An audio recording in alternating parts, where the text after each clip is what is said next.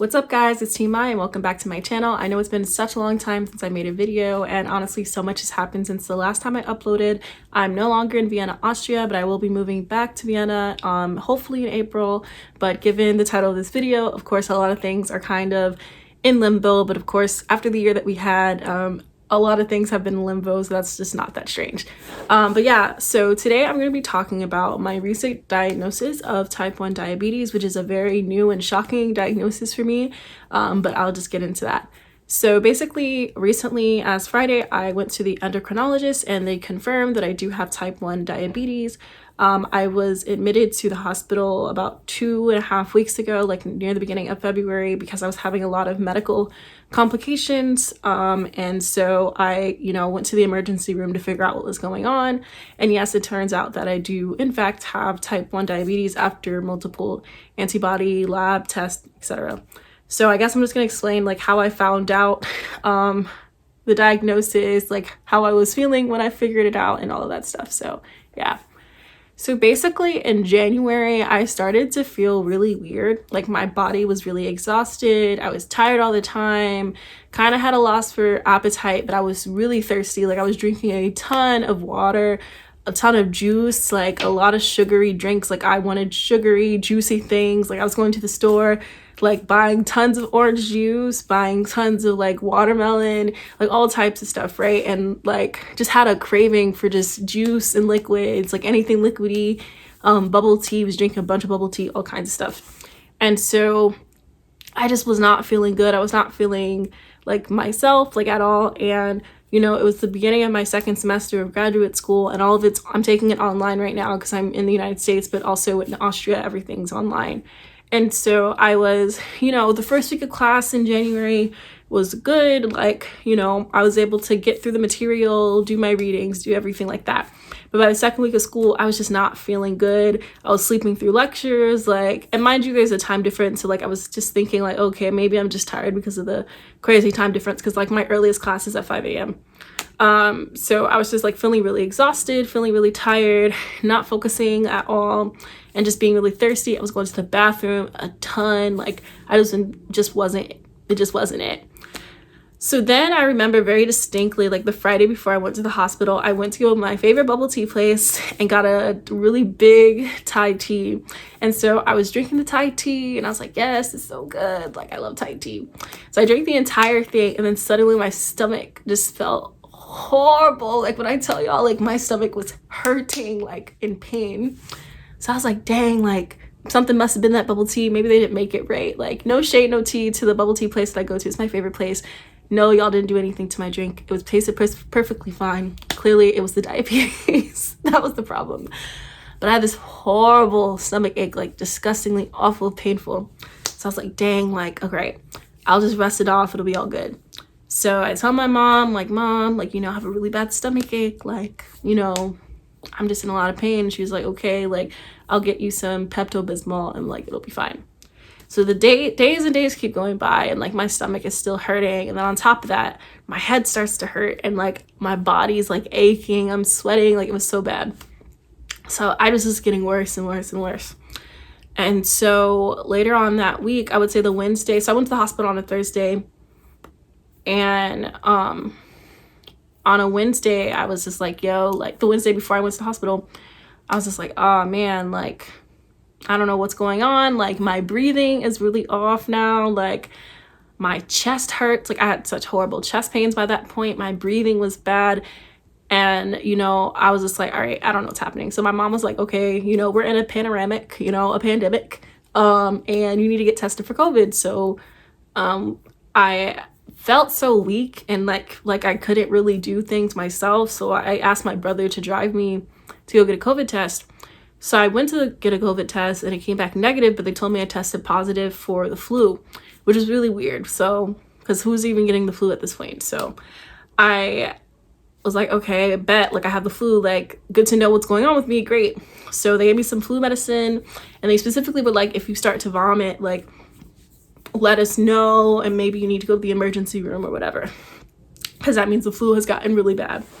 So I get home, I'm feeling horrible and I start to take the medicine, and after that I was vomiting like crazy, like could not keep anything down. Like I would drink a sip of water, like everything would come out. So I was like, oh my God, like what is going on with me? Like what is happening? And mind you, I forgot to say, like, part of the reason why I asked my brother to drive me is because my vision was getting really blurry, and I was just like, what's going on? Like my eyes, like things were just going in and out, like not good. So the next day I told my mom, I've been throwing up, like everything feels bad, like I've just gotten so much worse. And so we called the doctor, and they're just like, okay, just take her to the emergency room. So like, you know, I'm getting ready to go to the emergency room.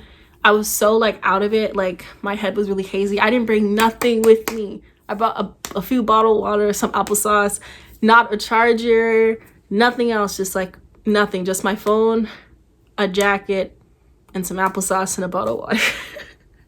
No charger. I don't know why. What didn't possess me, did not bring a charger, because I knew something was wrong in that. Like, you know, I didn't know what was going on, but I didn't think I'd be admitted or whatever, but I should have brought my phone charger.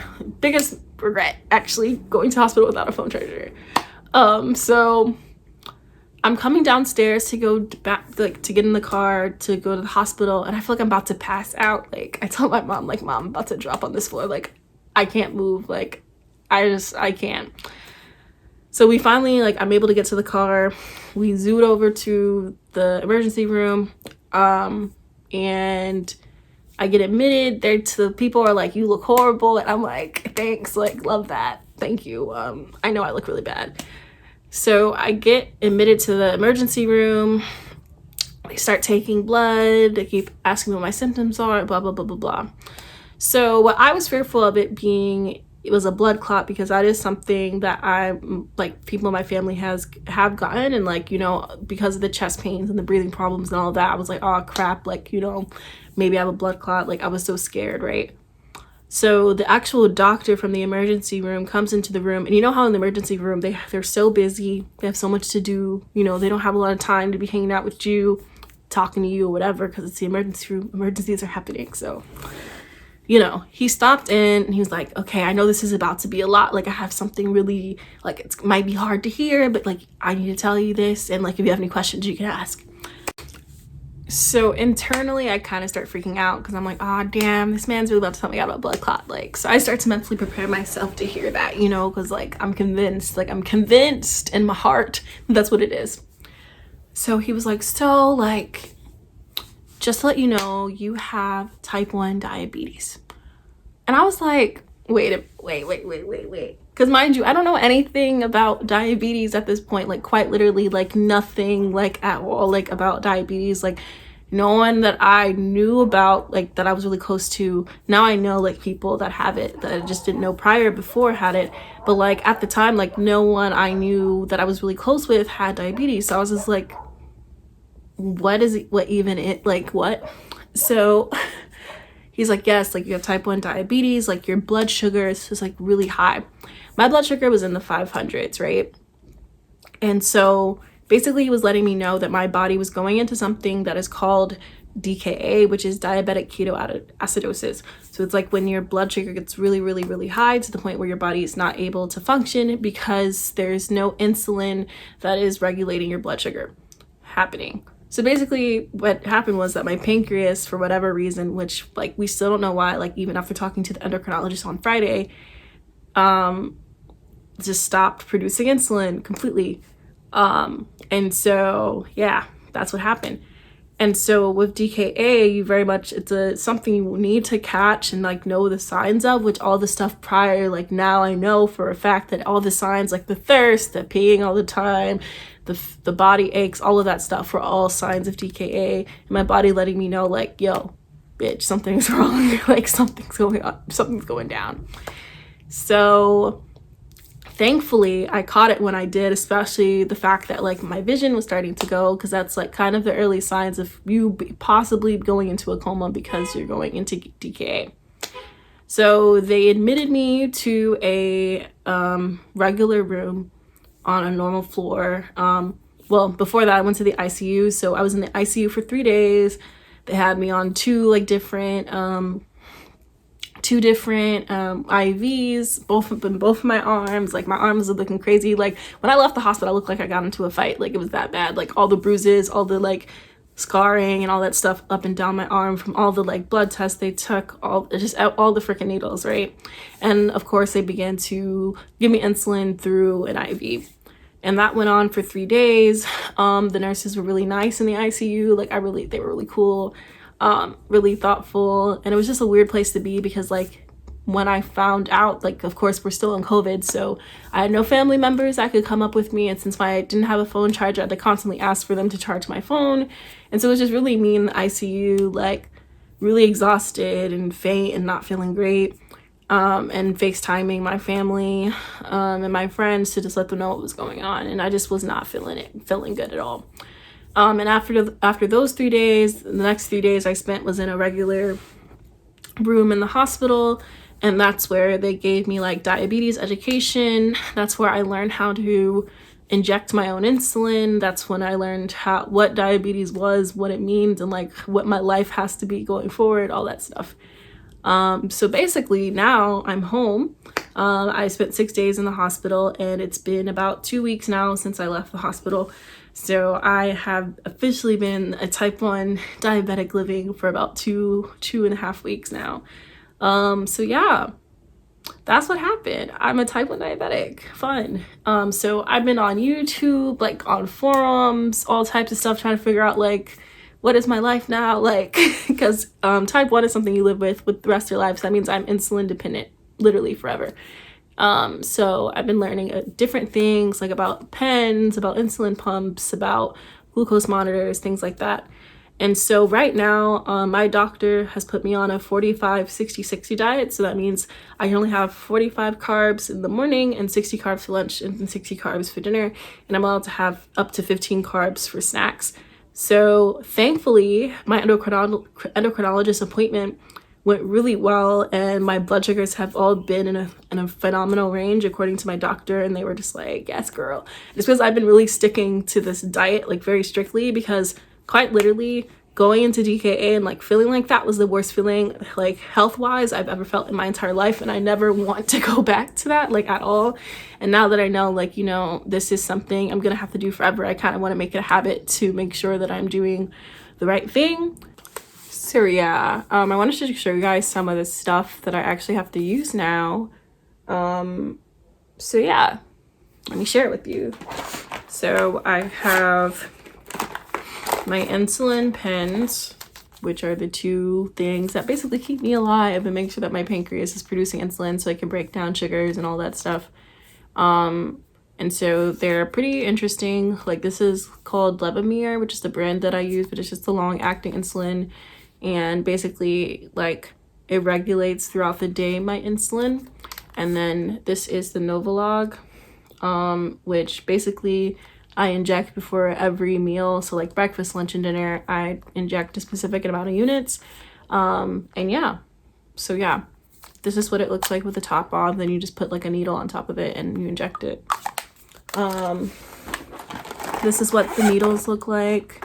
I keep everything in this little baggie right here, but I bought from CVS the other day because, you know, it's a bunch of stuff. This is the needle that you put there. And I also carry glucose tabs with me in case my sugar gets too low, because that's actually been the problem now, is like maintaining my blood sugar for it to not get too low, because that's also really bad, and you can also, like, you know, pass away from that too, so that's fun. And these are alcohol swabs. You wipe them, like you use it to wipe these and also your skin, and also your fingers, like when you have to take your glucose levels, so just to make sure everything's sanitized. So I can show you my glucose monitor that I'm currently using.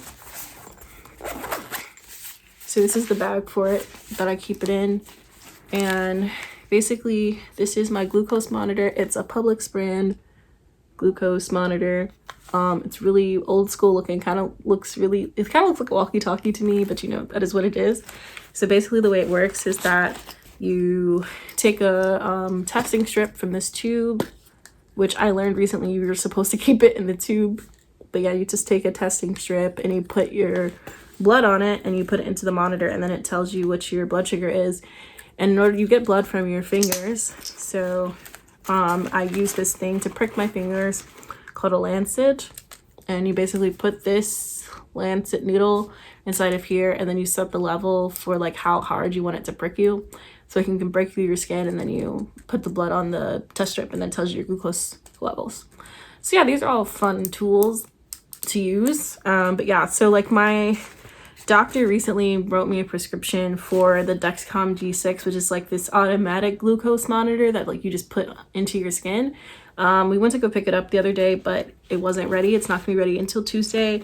So I'm interested to see, you know, first of all, if my insurance covers it, because if it doesn't, then like I'm not gonna get it anytime soon. We just have to figure that whole thing out. But if my insurance does cover it, we can get it and, you know, see how that whole thing works, because that one's the one that can connect to your phone, and it like literally tests your blood sugars all day. And it like has a use, I think of like every 10 days you have to like change it or something like that. I don't know, but I think all the girlies are, you know, getting it now. But I heard that it's really expensive without insurance, so hopefully, fingers crossed, my insurance you know, does it. So yeah, I'm hoping I can get it.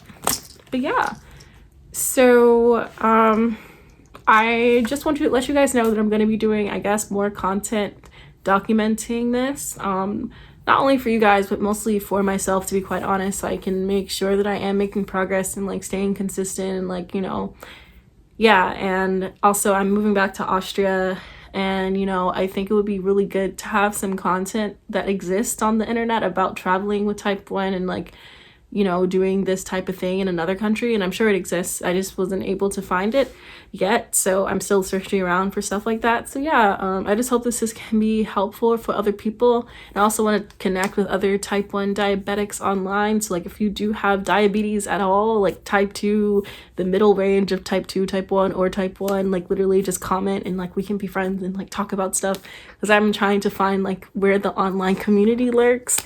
And yeah, so hi guys, I'm a type 1 girl, insulin daddy, you know. All right, but yeah, thanks again for tuning into this video.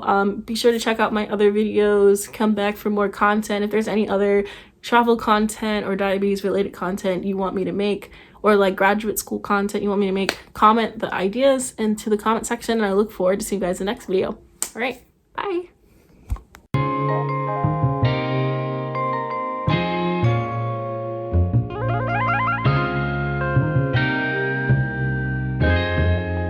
Ryan Little.